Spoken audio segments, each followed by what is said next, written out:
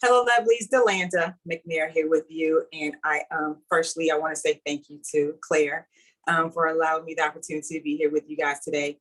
And real quick, I am a published author. My writings are inspirational fiction. It shares the message of the healing gift of forgiveness.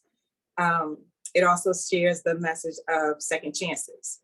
And sometimes, be it consciously or unconsciously, we may find ourselves a little challenged at extended forgiveness to others, sometimes even out to ourselves. Again, with the second chances, we may find ourselves in a thought pattern that makes us justified in thinking that we don't deserve that second chance, or we do not deserve the forgiveness. Again, be it from someone else or from ourselves. So in the first book, and I will say my writings, they are God inspired. I never even journaled. I did not put together a blueprint as it relates to what kind of story I want to tell and what was the message that I would deliver. I didn't even beforehand have any idea what my characters would look like.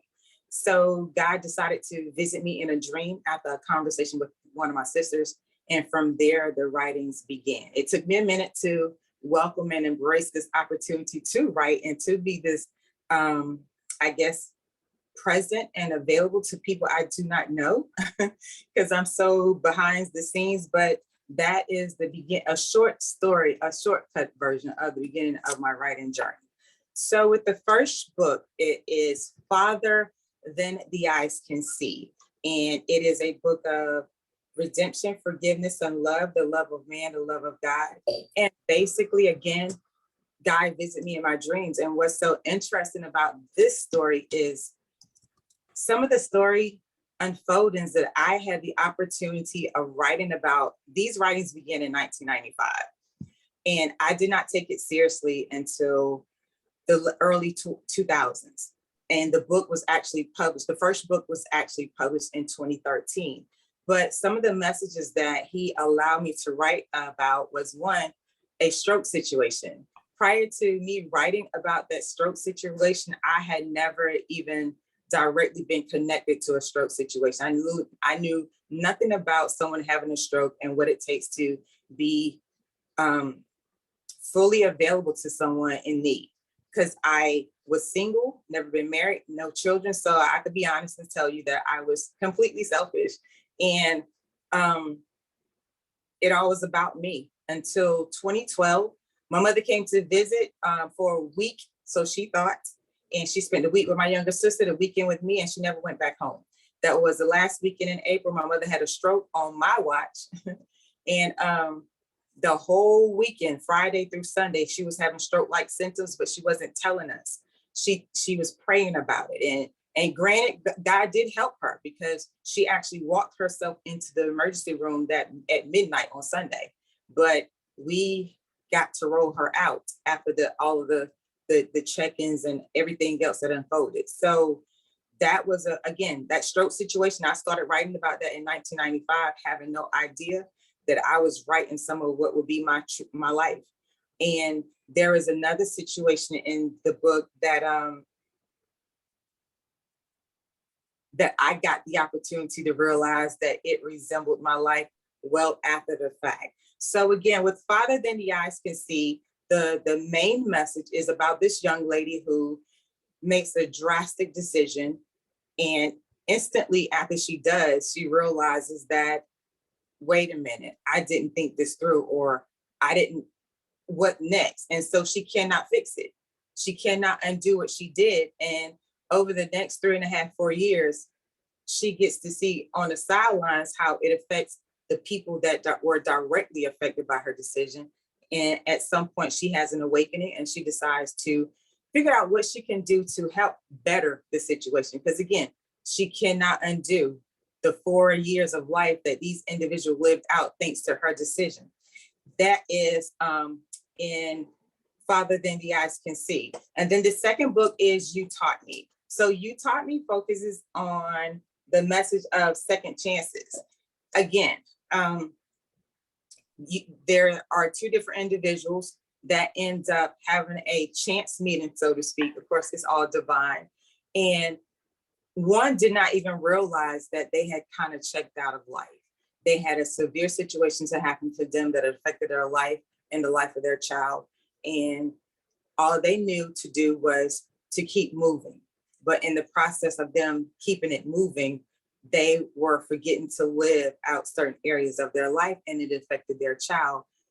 But they were blessed enough to have family members around them that saw the need that he didn't realize he had a need of, and the family members plugged in, and made sure that child didn't miss a beat. However, fast forward, the child is now 3, and the family members like, okay, some things have to change. And at the same time, a chance meeting happens, and this individual gets to see that they had pretty much checked out of life as it relates to their feelings and their personal relationships.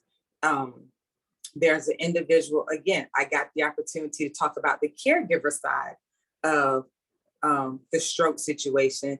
I did not realize I was talking about what was be a resemblance of my life, and that this individual, basically, she did not realize that when she decided to say, okay, mother can come home with me, my house is now her house, she did not realize how much of a direct pull it would be on her mental, on her emotions, on her psyche, to be able to actually see her mother go through these changes.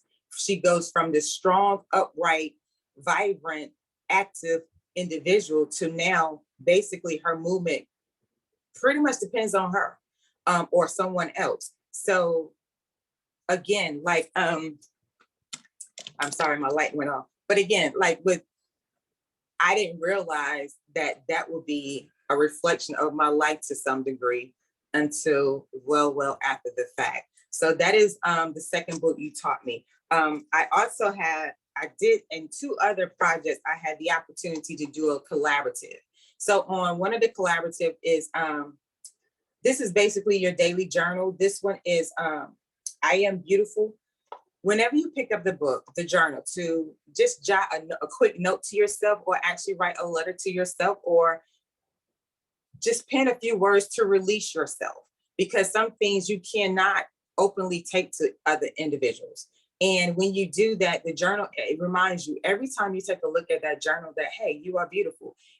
If you are challenged at realizing that you are first and foremost, let me tell you that you are beautiful inside and out. And when God created you, he did not make a mistake.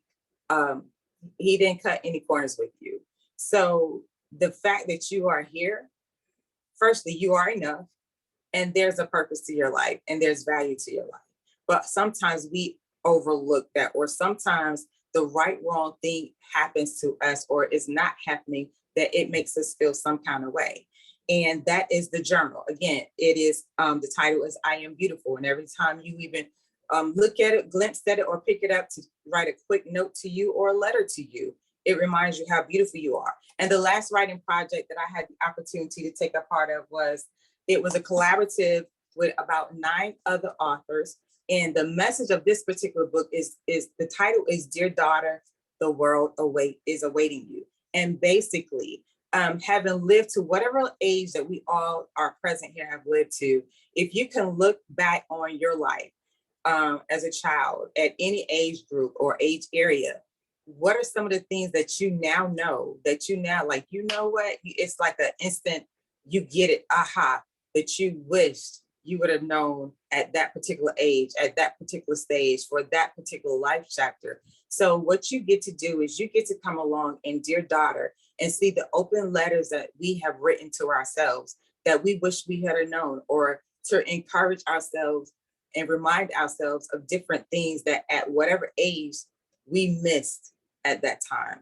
So the writings that I have currently are Father Than the Eyes Can See. The second one is Dear Daughter. And with those, the second one is You Taught Me. So Father Than the Eyes Can See and You Taught Me are all writings that God gave me. Those are my writings. I did the collaboration for the journal on I Am Beautiful, and the author collaboration on Dear Daughter. And you can connect with me on Instagram It is at Delandamcnair, on Instagram. And then on Facebook, my personal page is just D McNair, but the author page is author Delanda McNair. As it relates to the books, if you're interested in an autographed copy, of course, connect with me and we can set that up and I can get that out to you. If you are on the Kindle and you want the Kindle version, if I'm not mistaken, that both You Taught Me and Farther Than the Eyes Can See are available on the Kindle Unlimited for free, if I'm not mistaken. And of course, you can order the books online as well. So forgiveness and second chances. At some point, we will all find ourselves in a position to either extend it or needing to receive it. And of course, the choice is ours to make. However, depending on what choice we decide, it will have a domino effect on our life and that other individual's life for, to some degree, the rest of our lives. And will we choose for it to be a pleasant one or one that continues to suck away some parts of your life for the rest of your life? Okay, Claire. I'm always impressed with Delanda. I'm always, every time she appears on my show. Wow, wow, wow. Now, this is interesting because we have Father's Day coming up in June, and I think your books would be perfect for any daughter or any father, you know. So let's try and put together a Father's Day package. Maybe they can get all 4 books, you know, and then the Kindle promotion, which is free or something like that. And then we can send it out in our newsletter. So I'll put something together and then you approve it and we'll share it. But okay, these are excellent books. I have 2 of them and I think they're just wonderful. So if you ever want to forgive yourself, get some healing, get back on track, these are the books to get. So wonderful. Absolutely marvelous. And thank you for joining us. Thank you. Stay as long as you can. And if you have to leave, I completely understand. Okay. So let me just, you're watching Brightside Global Trade. Don't forget, if you haven't visited our site lately, you should do that. And you can subscribe to brightsideglobaltrade.org. And Reginald really explains my business perfectly. So we have a club on Zoom that meets on the first and the third Monday at 7 p.m. And this is the forum that we do once a month. We do different topics. This month, we have a chef in the house. Our topic is food and drink and travel. And so we're going to be doing a lot of food and drink, and we're going to have, because it's Queen Elizabeth's Platinum Jubilee, we will be having an English crowd at 2:30 to talk about English treats. And so we'll be doing, and we have a book author who's written about if Shakespeare was a woman, would you believe it? So we have a British group coming up. And as many of you know, that the British Empire is the British Empire, but it's also common, is it Commonwealth countries. And so like India or Jamaica, all of us are part of it. So our food habits have a kind of interesting pattern, and maybe Michael can shed some light to that because he's written a book about East Indian cooking. And so it's an interesting thing that we're all celebrating the Queen and her food, and then you'll say, oh, but this sounds like my grandmother's cookies, and you'll find a lot of similarity in the foods across many, many countries. Australia, Canada, all of us have similar stories. So Michael, I am going to try, and Grover's here as well. So what I'm going to do is I'm going to stop recording.